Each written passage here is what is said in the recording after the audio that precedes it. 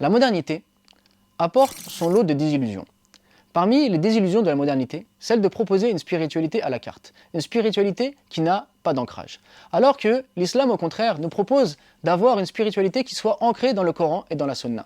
Et donc, il y a de nombreux livres qui ont été constitués afin de regrouper et de réunir la Sunna, de manière à ce que l'on se rende compte de l'importance de celle-ci. Car à travers la Sunna, on va avoir une application concrète du Coran. À travers la Sunna, on va avoir des exemples concrets de la manière dont il faut prier, des exemples concrets de la manière dont il faut faire du zikr. Bref, on va avoir une manière de développer cette spiritualité, une manière d'appliquer la spiritualité au quotidien qui est tout à fait réglée et rythmée et qui va nous permettre justement d'avoir une spiritualité qui soit non pas obsolète et une spiritualité qui soit impossible à pratiquer, mais une spiritualité, au contraire, qui soit une spiritualité du quotidien. C'est-à-dire que dans les livres de la Sunna, on va savoir les invocations qu'il faut dire le matin lorsqu'on se réveille. On va connaître les invocations qu'il faut dire le soir avant de dormir, celles qu'on va dire sur le chemin de la mosquée, celles qu'on va dire au moment de manger, celles qu'on va dire après manger. D'où l'importance justement de lire les livres de la Sunna. Mais si on se passe de ces livres-là, si on se passe de la Sunna, et si on dit par exemple que l'on veut uniquement suivre le Coran, que va-t-il se passer? On va passer à côté de la spiritualité. On va rendre le Coran un livre